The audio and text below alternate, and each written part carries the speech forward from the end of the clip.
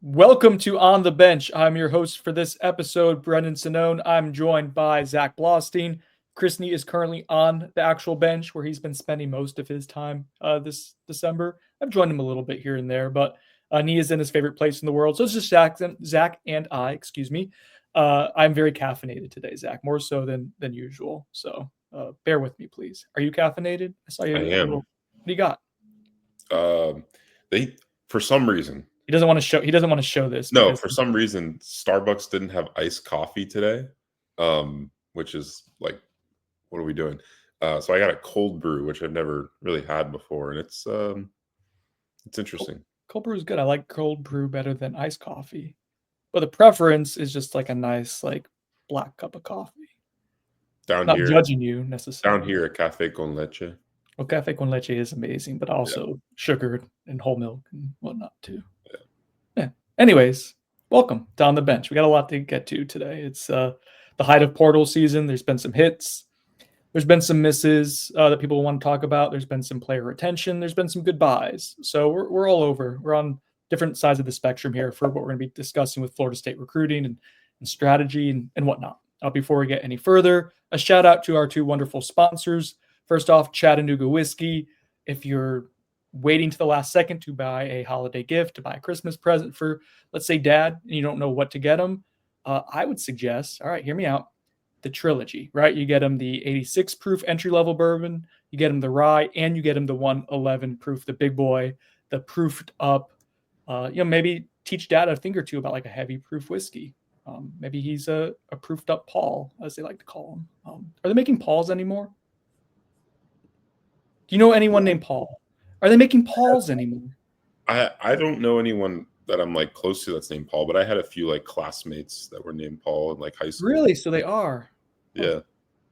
Paul Pierce is like the youngest Paul I can think of. Sorry. Anyways, Chattanooga Whiskey, seriously, does an exquisite job in the craft distillery game, have a lot of versatility and affordability in their entire line. If you can find some of their experimental stuff, like highly recommended to go and check it out. If you're in the Chattanooga area, anywhere within like an hour or two, really would suggest going to their experimental distillery and get a tour of the place. It's really cool, but they also have some different select stuff that you can buy from like their vault right now. You go ahead and get a nice like mesquite smoked, cherry smoked, and apple smoked all in one whiskey, which I'm really jealous of. I wish I were a little bit closer because I would totally go pick up a bottle. But Chattanooga Whiskey, it's a great gift idea right now this time of year because it's a cool bottle, it's unique, and it's high quality stuff. And then let's say you have a bunch of money left over. Let's say you have like Texas Tech money, Zach. You want to get into some real estate game? You want to make some investments here in the state of Florida? Who would you turn to? The Turner Group. The Turner Group. Yes, that's the correct answer. And God, I wish we all had Texas Tech money. That would be exquisite. The posse is alive and rolling right now. Colin, Amy Turner do an amazing job in the home buying and selling market in the state of Florida. They're specifically in Central Florida, but like they can legitimately, like their tendrils are all over the place in the state of Florida through the Keller Williams umbrella, so they can be able to help you out. They are a small, like boutique group, but they have the ability to really throw some weight behind their transactions as well. Zach's family's had success with a transaction in Tallahassee. And so like legitimately they're statewide. So Colin, Amy Turner, I know this is a busy time of year, but usually like when you get into the post-Christmas, January, February is when people start looking to maybe kind of maybe they spent too much time with family. They want to move away a little bit after the holidays. It's a time of year where that kind of picks up a little bit. So the Turner Group is where we would recommend you to go. All right. Where do we want to start? Transfers, portal stuff? How about retention? Retention sound good? Retention. All right. Buyers to Known, sponsored by the Turner Group. Daryl Jackson, still Seminole. Buy. All right, that's true. Daryl Jackson, still good. Buy.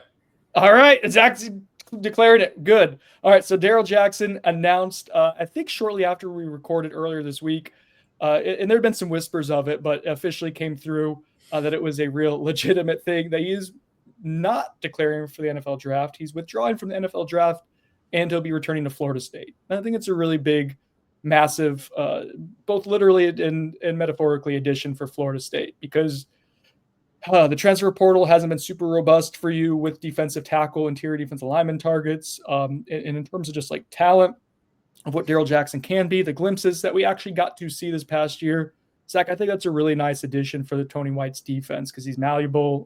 But let's talk about like the addition to get him back. I think that's a nice win for Florida State.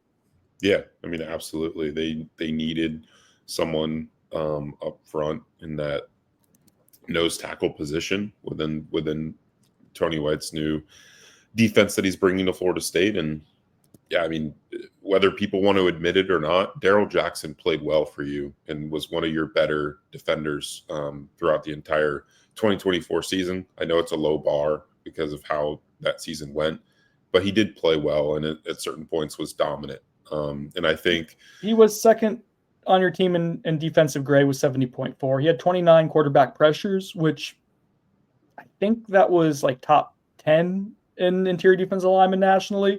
Yeah. And the big weakness for him was his tackling. Like he missed too many tackles, and his stat line probably looks a lot more robust and better. I've used robust twice today, no more. Looks a lot better if he finishes those plays. And anyways, I feel defensive because I spent a year saying that he was good, and then he wasn't great at the start of the season, and I think he was good at the end of the year. Yeah, I mean, my thoughts on this are when if you watch Nebraska and you talk to people around that program, the defensive line was the strength of that defensive unit over the past 2 seasons under Tony White's defense, and Terrence Knight and coaching that unit up. So I think that it's fair to expect some improvement of play for guys in that unit if you're comparing it to this past season under those two new coaches, right? You get new coaches in there, a new standard. They're being asked to do different things, and yeah, I mean, I just think they're probably going to get the most out of Darrell Jackson. And I think Darrell is encouraged, and he had conversations with Knighton and White this leading up to that decision, and obviously I think that played a part in him coming back was the positive returns from those talks. So yeah, I'm very I think I posted like after the news came out on Twitter like, hey, like I think Darrell Jackson could shine in that role in White's defense, and I got some pushback from Florida State fans, and I think a lot of FSU fans want to like diminish what this season the 2024 season was, right? And I think or forget it, for good reason, right? But it is important to note, guys, that did show promise, and I think Darrell Jackson was one of a few that did on FSU's entire team, and especially on defense. So I'm excited about him returning. I think a good way to look at it too is like if Darrell Jackson was a portal player, right? Yeah. Like Terrence Knighton talked about this. Yeah, if he was a portal player, he'd probably be ranked like the top defensive tackle in the portal or one of the top guys. And for reference, a guy we'll get into later, the top ranked D tackle in the portal or whatever he's ranked, Lee Hunter from UCF, made $1.8 million or around that range to go to Texas Tech. So like it is a huge it's a huge deal that you're able to retain Darrell Jackson because he's of a similar talent to a guy like Hunter. Yeah, graded out similarly. Some slightly different skill sets there, but like if you just did a blind, it was just a blind like, hey, these are the numbers. This is the size of this player that you're adding to your program. I think so many people associate the drama that was associated with Darrell when he first arrived in Tallahassee with the Miami kind of going back and forth, and then I think unfairly, some of this like initially last year when there was some of the drama with other defensive linemen, people kind of put Darrell into that group. And initially we had heard that and put that out there, and that's on me. I don't think Darrell was super into that at all. Like I think he was kind of doing his own thing.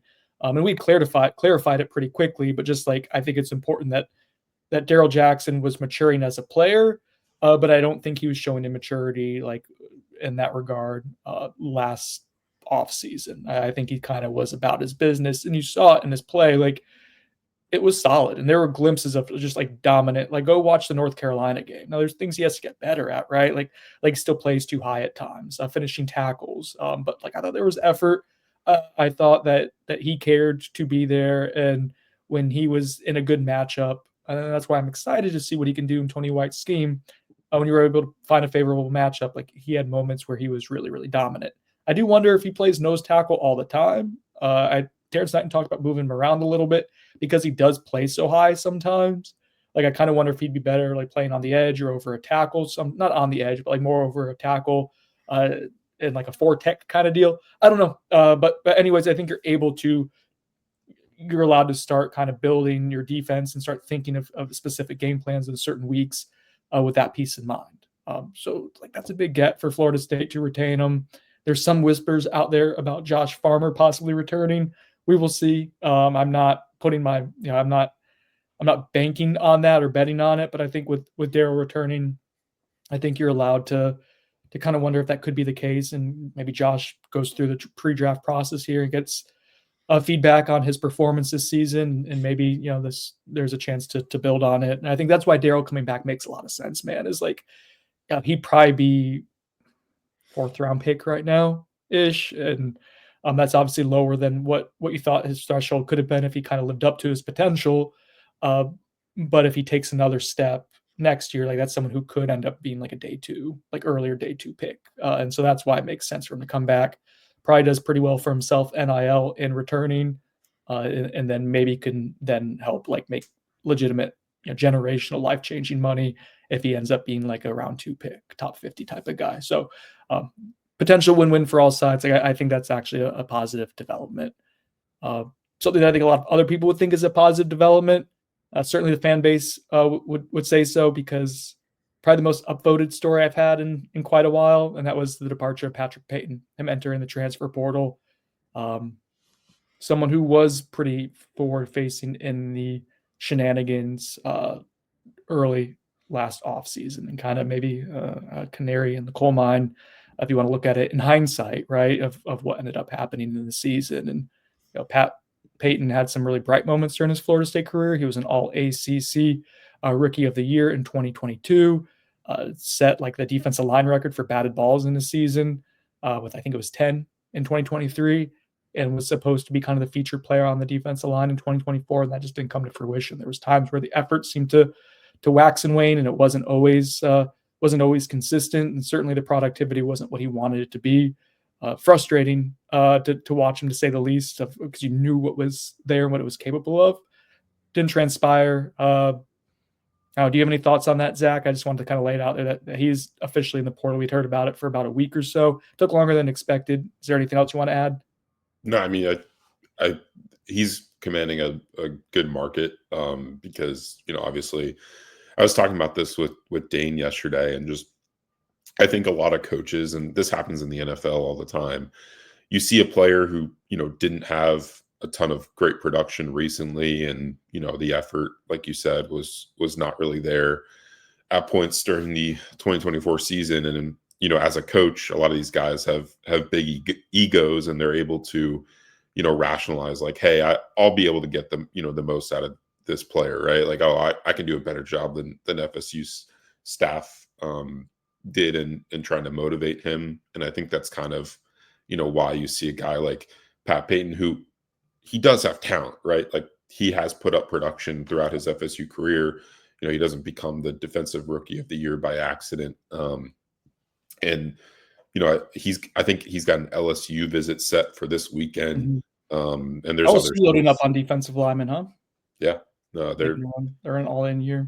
That's the way to build it. But yeah, I mean, they're looking to add him, and they seem like the early favorite. So I mean, he's definitely got a market. I think it's a good scenario for both parties, right? I don't think that having Pat Payton on your team heading into next season is great, just as far as like messaging and trying to flip this roster and this culture around, just because of what happened last offseason. And Pat might be able to find a better opportunity elsewhere. Like, I don't think FSU was gonna pay up to keep him necessarily. So I was gonna say the only way it makes sense for him to come back would be at a heavily discounted rate. In I think then from a public relations standpoint, and I don't know if that FSU always cares about this, and maybe they should care about it more sometimes, in my estimation. Yeah.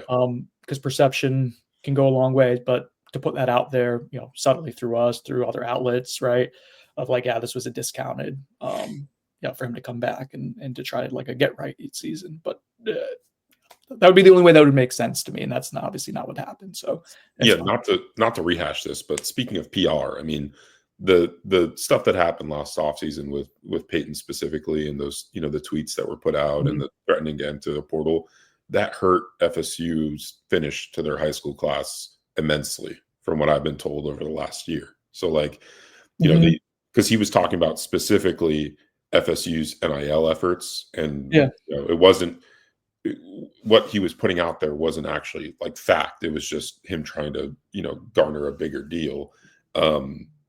But that, caused FSU to have to kind of play defense with some of its, high profile targets in the high school class, and trying to be like, hey, we don't actually have a money problem. Like, this is just the scenario. For context, I know because this is going to get clipped and put on social media, that was not the only issue they had in closing, but it certainly was another piece of the puzzle of, we go back to the canary in the coal mine type of deal. Like, again, in hindsight, that didn't feel good in real time, right? I think we talked about it, but the effect of it is like, yes, that can impact recruiting. I mean, it impacted.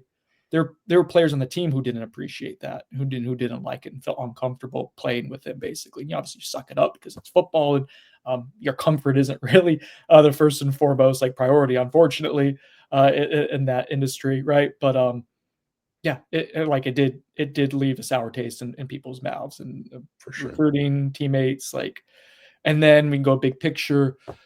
He's in Charlotte, as a representative for the program, an ACC kickoff, and that was another interesting one at the time. And I think I know me. I could speak for myself as I gave Mike Norvell the what's the word I'm looking for?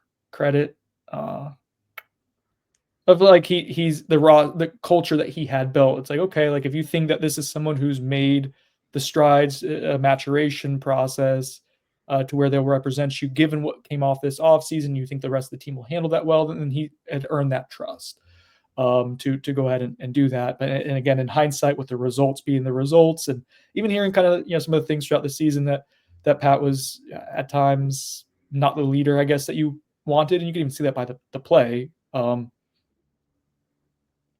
think you said it well, Zach. It's probably best for both sides to get a restart. So that leaves us with now portal acquisitions. What did you send me here in the text? Oh no, it's just a thread talking about your crystal ball, and yeah, it was. There it is. All right, so Buyer Sonone, sponsored by the Turner Group. All right, Miami fans, some have not understood that the photo or the gif of me throwing the football is reversed, and that's left-handed, and even the 24/7 sports thing is backwards. I don't think they've actually figured that out. But Buyer Sonone, have they figured it out? Sonone. Yeah, obviously someone figured it out because they edited it, right? One person did. Yes, for sure. I don't have a great arm, but I can throw a football. And you know what? I'm going to say that lefty looks better than I would venture like 80% of the population's ability to throw the ball at all. So I'm not defensive, though, about it. Yeah, you're not just hurt. Just fake news. Just fake news. All right. So we're talking about the defensive line, right? And you lose a starter from last year, defensive end, probably fine in the grand scheme of things, based on, I think, what you need the reset. But you have to go ahead and add a defensive end too, because Daryl Jackson isn't enough by himself to say, okay, your foundation of the most important unit, potentially that and offensive line and quarterback in football is set. You need to add more. And Florida State has added more. It was not a surprise. It was expected, but a huge addition as we look at your transfer class here. So go ahead and get Nebraska defensive end James Williams. He commits earlier this week. It's a guy who follows Terrence Knighton, who does not believe in the moon, by the way. I know people are going to say it was the moon landing, but we try to get clarification. He said, I basically don't, I think it's a good thing that your defensive line coach may not believe in the moon. I think big picture, that's pretty good. I think that helps you a little bit. You want an oddball or two on the staff is what I'm saying. But anyways, he's able to have James Williams come and join him from Nebraska. This is a player who's a redshirt sophomore with a ton of pass rush juice. They call him Sackman, or maybe Mr. Sackman. I can't forget if it's formal or not. But that's what Terrence Knighton calls him, is sack man. And he had 5 sacks as a sophomore. Pretty much everywhere he's been, high school, junior college level, now Nebraska, he gets to the quarterback. And he does that at an extremely high rate. The 5 sacks is a little misleading. Like, that's an awesome number given that he was a pass rusher. Basically, like on situational downs for the most part, is a pretty high skew of pass rush to rundown ratio. But he only had like 100 and something pass rushes. His like pressure rate is absurdly high. I think Fink put it out there of like guys with at least 100 pass rush snaps. He's 5th nationally in pressure rate. So I think he said he's the top returning guy in the country for pressure rate nationally. So this is someone, he has a 92 grade from 24/7 Sports. He's got 2 years of eligibility remaining. Build 6'6", 250. Zach, this seems like this was an absolute massive addition for the defensive line, for Tony White's defense. Huge to go ahead and get this one done. Yeah, I mean this was a thing that we were hearing for over a week, right? James Williams entered the portal even before the announcement of Tony White and Terrence Knighton to Florida State. There were already rumblings of White to FSU, but Knighton hadn't even been announced. But I think the two were definitely connected, and I mean, he views, like we've talked about on here, he views Knighton as very much like a father figure to him. And yeah, I mean, Williams with what FSU needs right now, after the attrition that it suffered along its defensive line, not saying it's like a bad thing, right? Like, I think it was needed. But FSU in turn, needs to add quality players to that line. And he definitely is that. And I think, he was only in his 2nd season of college football this past year. And, as he continues to develop and put on some more weight, some more muscle, like, I think he could be a pretty dominant player. And, obviously it's a plus that he already knows this scheme well. He's played under it for the past 2 seasons. He was recruited by this staff. They found him at a Nebraska camp in the summer. A satellite camp or some sort of camp. Okay. And he was a JUCO player who had no offers. He walked on to Nebraska, then became, the player that he is. And he had, if he really opened his recruitment up to other schools, he had like an offer from Ohio State. He had a visit tentatively set to Texas A&M. Obviously, that's not going to happen. He's already been announced by Florida State as signed, but he had a legit market, and just a big addition for FSU, who needs to continue to add solid players to their line. I remember Fink saying this was before we knew the full interest level in its entirety and had a pecking order of like the Nebraska defenders who like had full interest in FSU. Initially, like Fink's first thing was getting Princewell was his top priority, and then he watched. Yeah, I just aborted. I wasn't going to go for the full name.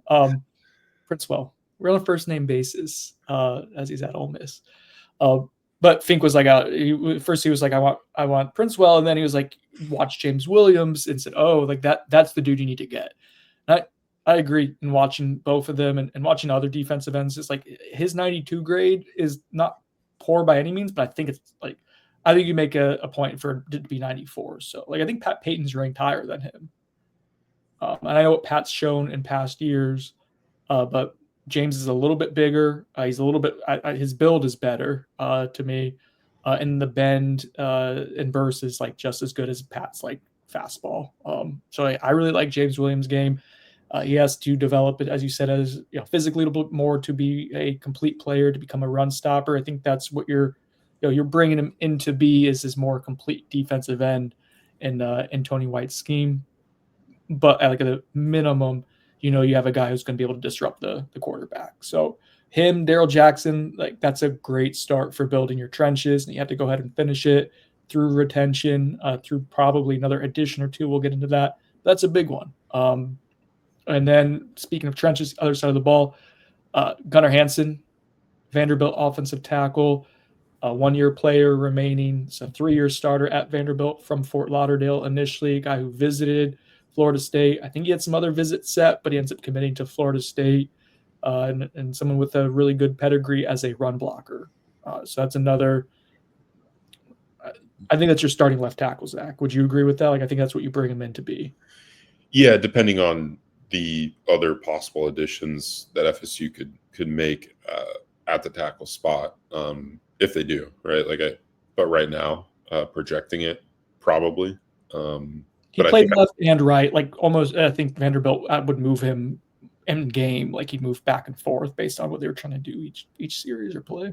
yeah, no, I mean, it makes a lot of sense. I mean, he's one of the more experienced offensive linemen in the portal. I think he has over 2,000 career snaps, and yeah, I mean, he'll play at one of the tackle spots for sure, and I think he's a solid addition. I mean, he told me before the FSU visit that he had trips set up to Oregon, Colorado, and a few other schools. So I mean, he also had a legit market, and obviously we've talked about like the offensive line market is very, as Brendan likes to say, robust. You like to say it now. I think I've rubbed off on you there, kid show. So yeah, I mean, Gunnar Hansen's a nice get, nice experienced offensive lineman, someone that I think FSU staff is excited to land, and definitely will contribute to their starting line most likely this coming season. His PFF stuff was not great. I think it was like 56 this past season. The film I thought was a little bit better than what I was expecting with that grade.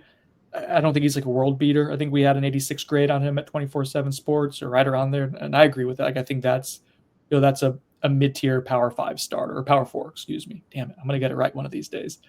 I think that's about what he is, but fit-wise, like, and that's where I like this is a lot of inside zone stuff is what he does. That's what Herb Hand does. He's brought that to the Gus Malzahn offense way back when, a decade plus ago. And that's something that those two will do together. Is the run game will be based on inside zone and a lot of zone option or zone read stuff, things like that. So he specializes in that. He's done a really nice job with that as a blocker, and you can kind of see that where he's able to really do a nice job with down blocks, climbs to the next level fairly well. Pass pro stuff is a little up and down. Doesn't have a great will struggle against faster, speedier defensive ends, but does a good job with stunts and whatnot there too. And I think it fits and it makes sense with what you're trying to accomplish and what you're probably going to be on offense this year. So that's a solid addition. I like it. That's a thumbs up. James Williams was 2 thumbs up. This is a single thumb up. But kid show, keep moving on here. Those are your additions. Those are your hits so far. Zach, there have also been some misses, and I think the human experience is to dwell on the negative. That's why I've tried to start with the positive here today to be the tone setter. But the misses, I was okay with a few of them. So Marcellus Marshall is a UCF offensive lineman who went to Nebraska.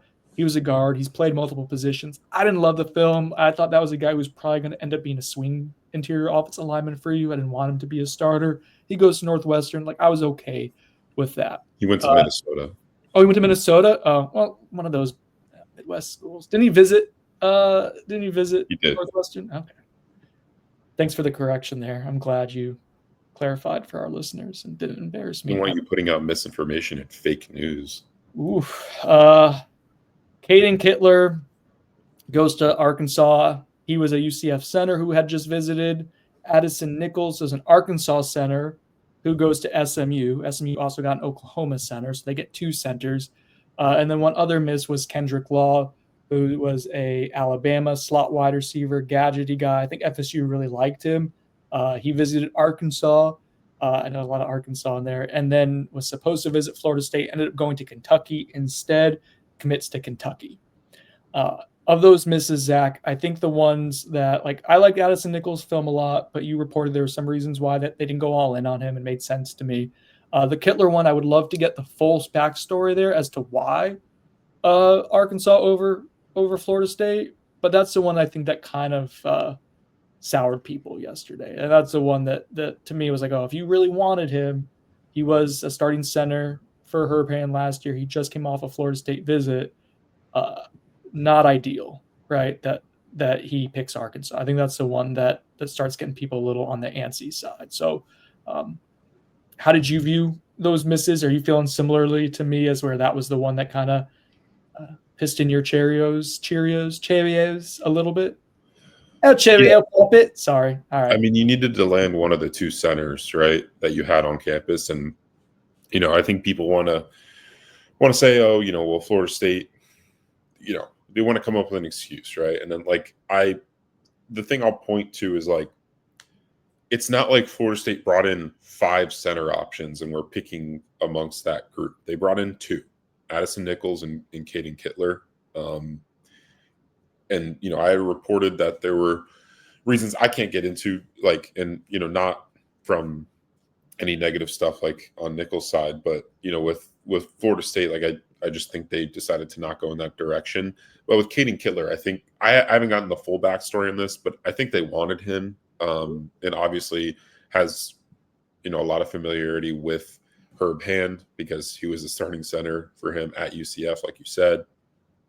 I think it's a guy you got to get. And yes, I mean, it did worry me that you weren't able to close that one. That felt like, one you needed to land. And, I agree with you, like Marcellus Marshall, probably not a huge deal just because I don't think he's a market, upgrade over what you have on the roster right now. But yeah, I mean, you're moving on from your center that you've had for the past couple seasons in Maurice Smith, which felt like forever. But you need, you're training some guys up in that spot on the roster, but no one that really has shown that they're a reliable option. And having someone with familiarity with Herb Hand's and Gus Malzahn's system would go a long way towards, easing that transition. And that's why I would have liked, Payton Kittler to be added in that spot. So that's an unfortunate miss for them. So there's a few other, like, those are the recent ones. I mean, obviously you wanted Lee Hunter, right? And he goes to Texas Tech, and Terrence Carter was a guy you were supposed to get in for official visit, the tight end from Louisiana. And he ends up, it's funny, he told me that he's like, I'm not planning the visit anymore while he was on Texas Tech. And he already visited Houston. So just us kind of, it's funny, Zach, for whatever reason, I think we had this sense of like what was happening at Texas Tech pretty early. And now, like, I think nationally, everyone's like, oh, like Texas Tech is in it. The posse is in full on like rebelling against college football, which I honestly like. I know some people don't like it. I find it kind of fun that like the Red Raiders in the Wild West of the NIL era, perhaps one of the final like, pages in this chapter of this Wild West era, is a school from Texas called the Red Raiders in Lubbock, Texas, in a place where they have dust storms, finding oil money to go ahead and buy a great roster. Like, cool. Like, that makes sense. Anyways, they took a couple guys who were pretty high up on Florida State's board, and they paid for them, but power to you. You got that. Randy Pittman's currently kind of up in the air. He's a former UCF tight end who visited Florida State first, then went to Arizona State. He's now at Virginia Tech. We've heard rumors about Virginia Tech being pretty aggressive in the NIL department this offseason as well. I say all that because I didn't ask me anything on the Knowles 24/7 message board the other day. And man, the amount of questions that were kind of in like probably dozen to dozens in the same realm of basically like, why are we struggling in the portal right now? Is it because of NIL funds? Is it because of strategy? Is it because it's a 2-10 season? What is the reasoning for it? And my answer, and I want to get your opinion on this, Zach, because you're covering this closer than I am even, but like, it's mixed, right? Like, there's a variety of reasons. It just depends on which player you're talking about. And I don't think it's been all bad. I don't think it's been great. I've compared it to a bottle of Wild Turkey 101. That's fine. It's good value at the price point, but it's not as good as Chattanooga whiskey at the price point. But it's not anything revelatory that you're going to write home about either. And so that's how I feel about it right now. It gets the job done, but it's nothing remarkable. So I'm not of this like huge panic meter yet. I want to see how the rest of this portion of the cycle goes. But for you, Zachary, what are you seeing from FSU's efforts in the portal when they are having some tough misses? I guess, is there a singular reason why? Is it a variety of reasons? For the listeners, for the people of your area of expertise, please explain to them like what you're seeing. Yeah, so definitely a variety of reasons. I think some, like, you look at the recruitments of the guys that have went to Texas Tech, right? Like I have it on pretty good authority that Lee Hunter, the defensive tackle from UCF's deal at Texas Tech, was bordering $2 million. I heard 1.8 was the number, and I feel pretty good about reporting on that. Is there a huge difference between 1.8 and $2 million? Massive difference. And I heard Texas Tech was the school that was the reason why Hunter entered the portal. So they're doing some legit pre-scouting on players and convincing them to go into the portal, and that's happened all over with them specifically. Like you'd already mentioned, Terrence Carter. That's another one I think was a money deal. That's mostly the case with a lot of these guys that are going to Texas Tech, and I think that's pretty self-explanatory. But I think we can both agree that our expectation going into this window of visits for Florida State was that they were going to bring in a lot of bodies, right? A lot of players. And my thought was that because you have unlimited official visits now due to that new rule, you're able to get in more players, evaluate them in person, learn of any, medical issues, any red flags that you see around, character concerns on a visit, right? You can get that in-person experience. Whereas before it kind of costs you to bring someone in, you felt almost obligated to take them because, those visits were limited throughout the entire cycle. Well, now they're not. And that's why I think going into the window, it would have been smart for, Florida State to bring more players in on visits. And they've brought in a number of guys, but I mean, just looking at the list so far, like a lot of these guys have been guys they, haven't gone in on or have gone elsewhere. And it's, for a variety of reasons, like we've said. But I think, one of them with some of these guys was, I think going into the window. Real quick, Zach, can I just on that? Like we'd heard about 30 players is kind of what they thought this week stretch would be, right? And it's been more than half of that. But I just for clarity, because a lot of people are like, oh, why isn't FSU getting the first visit more? And some of that's not necessarily strategic. Some of it is a case by case is different. But I do think people throughout the country, this has moved even faster than they expected. Like with players going to one place and just shutting it down. I know that was already like that's always been an element since transfer portal is open, but the guys signing so quickly at such a high rate, I think it's moved a little faster than a lot of programs thought. And so I just want to be fair if we're going to have some criticism there, which I think is warranted in some regards to the strategy. That is an element of like a miscalculation. Okay, but you weren't the only one. Because that's been unique to this specific cycle, to the level of how quickly it's moving in some regards. True. And I guess like my main thing, and I think I brought this up in the last podcast, but I think it is very true into how FSU approached this window. I think they miscalculated how much of a shot they had with the top end players in the portal, right? Those guys that were commanding, the receivers that are commanding $1 million plus. Kevin Concepcion would be an example of exactly. Like he's in, he put out that FSU's in his top 6 or whatever. He's not going to end up at FSU. And I think all of us here, like on our, covering this team, like understood that. We were surprised when his name was being brought up at all. Yeah. Right. But we had already, I had already, I felt like we had kind of set the expectation, and not to say that Florida State can't get into a few of those battles, but it just felt like they were trying to, push to get in, some of those recruitments. And I felt like it took them at least a few days to be like, okay, like we probably need to not be, trying to battle for those types of players, right? I think a good example of this, right? Reggie Virgil. He's a 6'4" wideout out of Miami, Ohio, who had great production. He's out of from Apopka, Florida, so he's got ties to the state of Florida.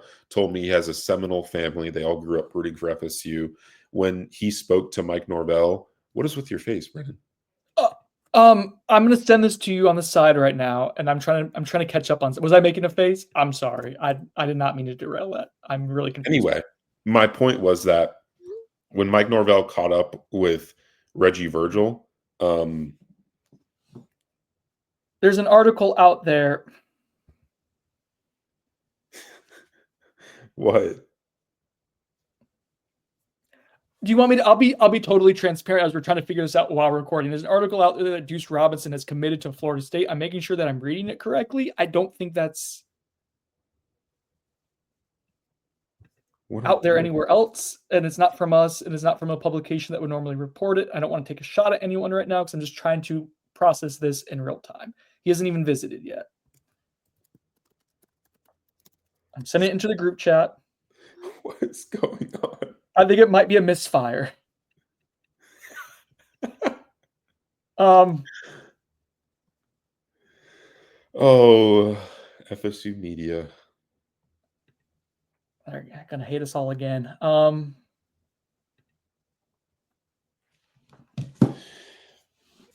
right, we'll get back to this in a second, but let me finish my point. So, okay, I'm sorry.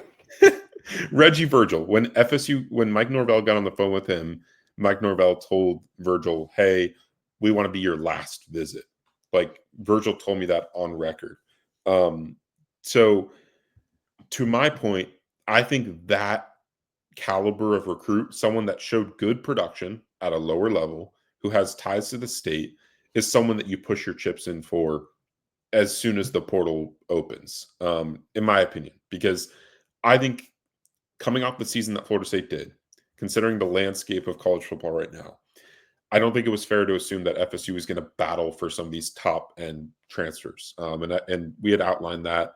And I think like that's the kind of area that I see them making the biggest mistake in this portal window so far. I want to see how the dust settles. I'm not going to completely judge them on how things have gone. But definitely, think that that's kind of the wheelhouse they should have been working in early on in the portal. And I think it took them a few days to adjust to that. And like I said, I think that was the biggest misstep so far to me. I'm sorry, I'm completely derailed by this and trying to figure out, make sure I don't think it's real. I think someone had a pre-write for a Deuce Robinson commitment, even though, I mean, that's not a for sure thing. And they accidentally posted it. Dude, I'm always petrified that our pre-writes are going to get flipped accidentally because we have so many done. Yeah, and when you click save on an article, it says this article has been published. Or whatever. Yeah, yes, I was a little worried about that. And the save button and the publish button are so close together.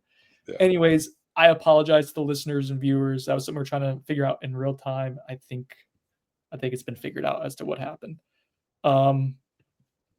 All right, so I agree with you on a lot of what you said, what I was able to process anyways, because there have been some misfires. I know a lot of people want to talk about money. We've talked about it before on the podcast.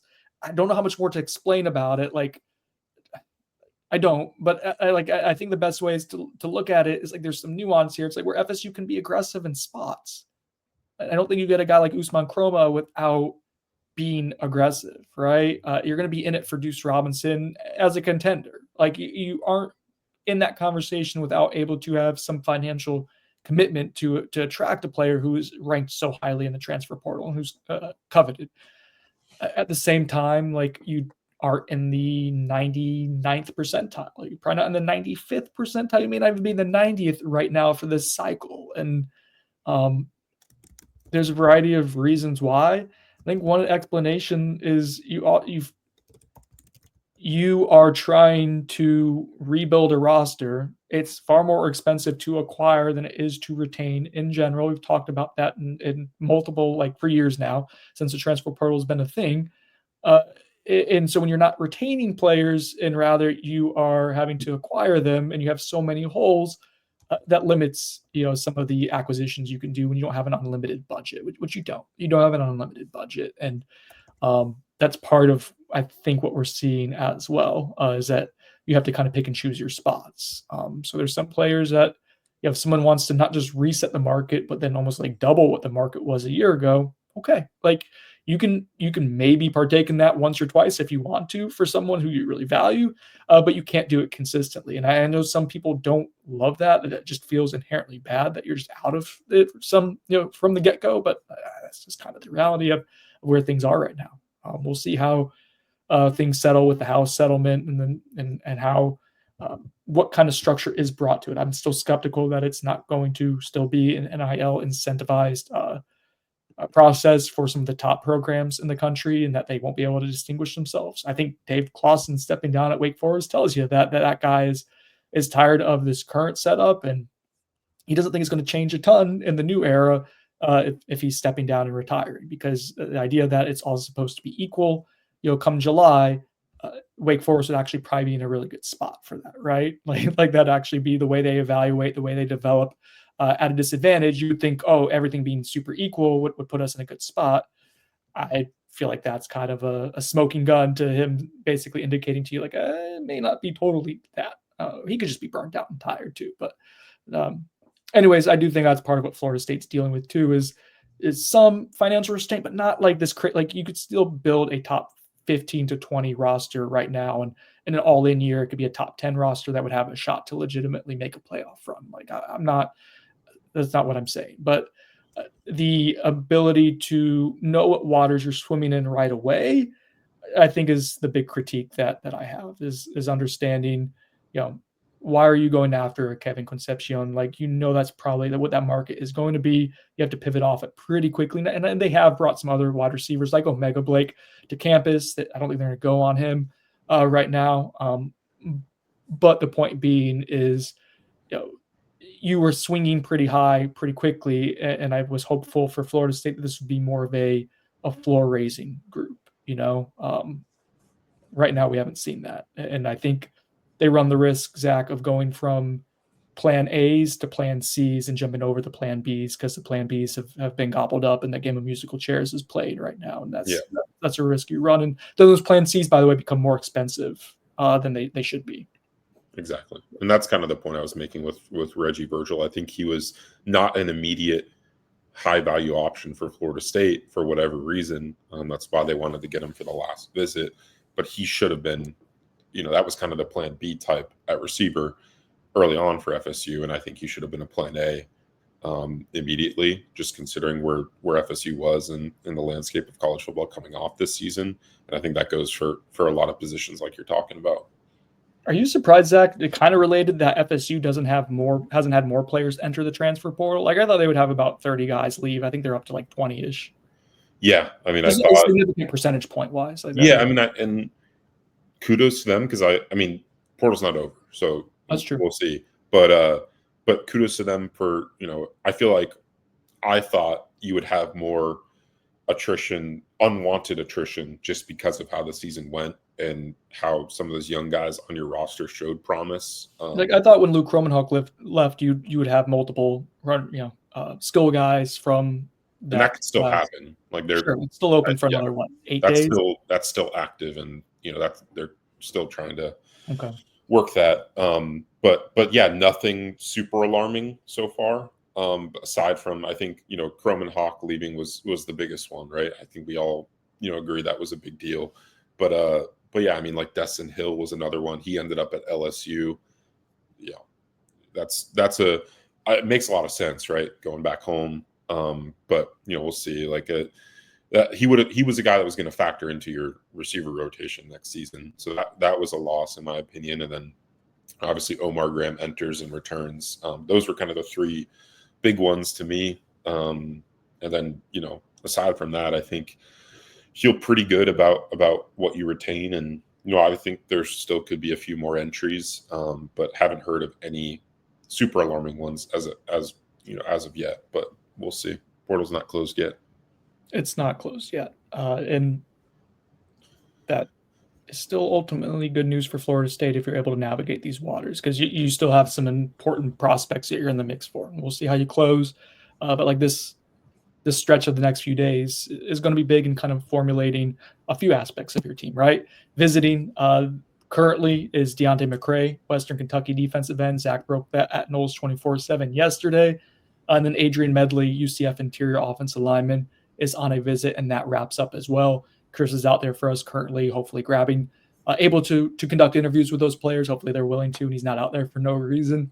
But those guys conclude visits today. There's a few more coming in that we're going to talk about. But let's stop and talk about those two players real quick, Zach. Deontay McRae, first off, someone who has a lot of upside in my estimation. I think he had like a 76 or so PFF grade this past season. I mentioned him earlier in the week after Daryl Jackson was added as like a guy who could make sense for you because of his familiarity in a three-man front. He's 6'4", 285, really good at run stopping, has some pass rush juice that I think could be kind of unlocked still.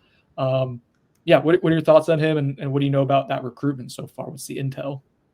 Yeah, I mean, he makes a lot of sense just for what FSU's looking for along their front. Was told, this staff is high on him and thinks that, like you said, he's listed 6'4", 285.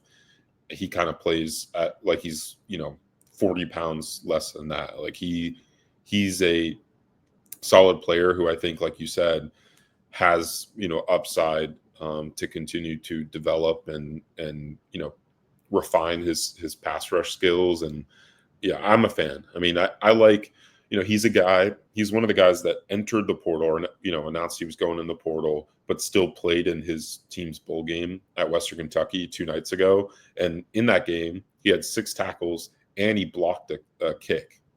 So, a high effort guy, someone that has generated a good amount of pressures this season, has 2 years left. So, you got some time with him to develop him. And like I said, with Daryl Jackson, and, I'm encouraged about the idea of guys getting better. And that wasn't really a huge issue for Florida State. Like, especially on the interior, guys usually got better, like under Odell Higgins. But I think the entire D-line now under one coach and just, a new look defensive staff, I think you're going to get more out of those guys. And yeah, I'm encouraged by what FSU could do with Deontay McRae. Speaking of his recruitment, I believe this is his first visit. I need to dig more on it. I have a few sources on this, and I think FSU sits in a good spot. After day one of his visit, we're recording on his final day of his expected final day of the trip. Other schools that have been rumored to be involved, I think Texas A&M, I think Cal was a school that was in the mix, and also Oklahoma State. We'll see if he takes more trips, but those are kind of the schools to watch if he does decide to take his recruitment a little bit further. I think someone entered a crystal ball for him. I was going to say I did. I feel like FSU has a good chance to shut this down.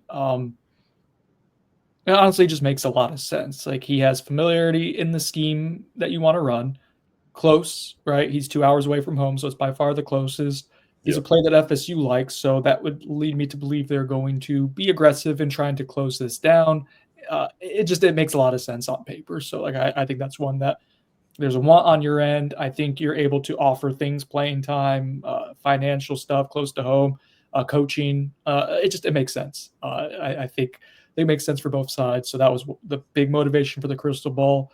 I like his energy too, Zach. I think he's a guy who could help you out in that regard. Like, when he had 25 run stops, I think that's one of the most nationally of any player who's under 285 pounds. And yeah, he plays in that 3-man front, so he's kind of over the tackle or sometimes inside. But you watch the way he works against the run, even like against Alabama earlier this year. Like, he's aggressive there and he cares. And he played for a defense like that wasn't elite by any means. It was a pretty marginal defense, but they were on the field as much as any defense in the country, and they only gave up 26 points a game. And you watch the way those guys all celebrate with each other, and there's an element of he's coming from a place I think had a pretty decent culture. Hell, he blocked a field goal in a bowl game the other day while in the transfer portal. I mean, you have guys exiting teams in playoff runs right now, and this dude is blocking a field goal in a game where, again, he's already got one foot out the door and he's still laying it on the line and playing hard for his teammates. That to me means something. And even just the way he came into the visit yesterday, was really excited, very gregarious, eye contact. There's just things to like there. So I'd be excited for this edition if you can close it. Go ahead. Update: the Deuce Robinson article has been deleted. Okay. All right. FSU media try not to ruin a big recruitment challenge. Failed. I put in a crystal ball for Deuce Robinson. Apparently, I put it into his high school profile and not his transfer one. So I just re-added it, and that's That's hilarious. my bad. My Good bad. job, Brennan. Thanks. We'll talk about Deuce Robinson shortly here. In a more controlled manner. Adrian Medley is the other players on campus as Zach and I are recording this on Friday morning. He is a seasoned player from UCF who's seen his role expand, year over year. He was a full-time starter this past season. I think he's a guy from the 2019 class, maybe even earlier, 2018. Chris Nee has known him for a while because he covered his recruitment in high school. He's familiar with his high school coach, and this is a guy who FSU had recruited way back and he's been a decent player at UCF. He has let's see, I got it here. He had a 69, nice 0.1 PFF grade this past season as UCF starting left guard. I will say this: of the 3 interior offensive linemen that UCF has had players visit, so FSU's been in on from Herb Hand's old group, he's the best of the 3 in terms of just size and movement perspective. I could argue that Kittler's a little bit younger, a little bit more upside at a position that's more valuable, snapping important to you. But I think Medley would be a really nice addition. Now, can you go ahead and close this one? Can you shut it down? That's been a problem so far with the other UCF offensive linemen, but this would be someone who would come in and right away be a stabilizing presence at left guard. Where else is he supposed to be visiting? Have you heard anything of that recruitment, Zach? I think Chris reported that North Carolina and I believe Colorado were 2 other trips that were in the works. Have a chance to shove both Dion in a locker. I was trying to combine the 2. And I almost said Saban, Belichick in a locker as well. So it'd be pretty big Hall of Fame push for FSU. Yeah. I mean, he makes a lot of sense, right? From the Panhandle, a guy that FSU is familiar with in his high school recruitment a ways back. I think this is his 7th year or 6th year in college football. And I mean, Chris has been on top of reporting on this recruitment. So he's the one definitely more in the know of, what FSU's chances are. He's reported that he thinks that FSU could close the deal on the visit if things go well. So we'll be monitoring that. All right. I mean, nice. that would be he's, of the UCF offensive lineman, I think you said, like, he'd be my favorite addition from the group that's entered the portal. I think he, just talking to people around that program, they viewed him as a guy that played pretty well for them. Mm-hmm. I would be encouraged by that addition if it did happen. I was looking. I want to do something on this in the next couple of days, but just kind of trying to project like what the depth chart I think is going to look like. And obviously scheme changes and whatnot. It's difficult, and you're still trying to retain players, but I'm trying to tier it like in guys who are proven starters, guys who are starters at a lower level, some guys who might have like all ACC potential, like James Williams and Darrell Jackson have that. For this season, but looking at the offensive linemen, like it's right now the starting, like your top 5 or 6 guys are Gunnar Hansen, Jalen Early, Richie Leonard, Jacob Rizzi, and then it gets to like probably Andre Otto, TJ Ferguson, maybe John Daniels if he makes a big step, or Lucas Simmons who we expect back. Like you need to add more still, probably at least 2 more. So this is a big stretch for Florida State to go ahead and this close of the portal window, the visit window, I should say, before Christmas time, and then it reopens up in January to go ahead and at least get 1 more and try to stabilize a little bit there. Another visitor who is supposed to show up today, this was broken on Knowles 24/7. Chris Nee had it. This is a throwback name as well. Micah Pettis, Ole Miss starting right tackle. I have a crystal ball just chilling in there from 2022 Florida State. How about that? That's the definition of diamond hands. Except I have a crystal ball in for him to go to Texas Tech as well. Yeah, but the high school recruitment one is what matters, right? As evidenced by your Deuce Robinson crystal ball. Micah Pettis. Does that count as a miss for me, by the way? If I have him at high school going to Florida State when he's at USC, does that count as a miss now? I think so. Micah Pettis, if you remember, he's the one that broke Jackson West's commitment to Florida State because Jackson West, very old school, did not like to use social media as a recruit. And I know Chris was a big fan of that, and I think Micah Pettis was the one that told Chris that Jackson West was committing to Florida State back in that COVID cycle. So yeah, they're close. West is obviously in the portal, but Micah Pettis also in the portal from Ole Miss. Big offensive tackle, 6'7", 360.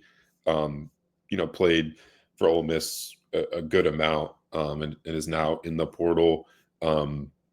There's some interesting dialogue about his exit from Ole Miss. I think there were reports that he was dismissed from the team. He refutes that. I don't know the truth on that. I haven't dug into that situation at all.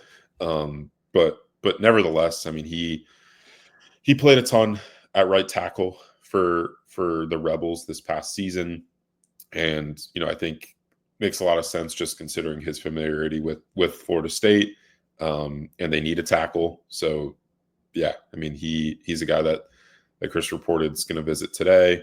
I don't know a ton more on his recruitment. I think you had heard that the posse was circling this one, right? They were, but they've also gotten an offensive tackle commit in the last day or two. So I don't know if that changes anything. I mean, the posse's just loading up. Like they Never just doubt them.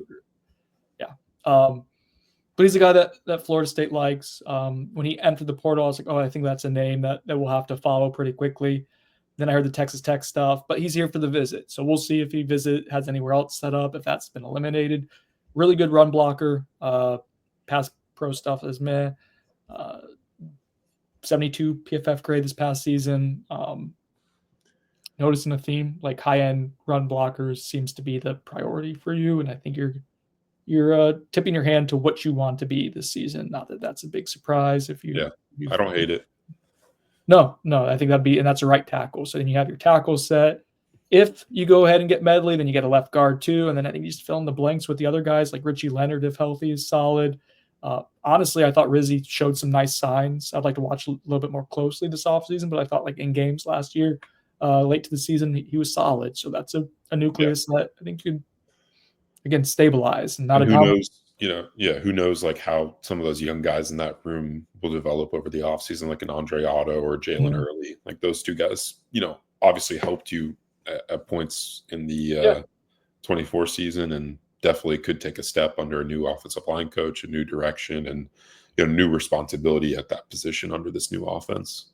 Keegan Trost is one more offensive line name to know. He's a Wake Forest offensive tackle.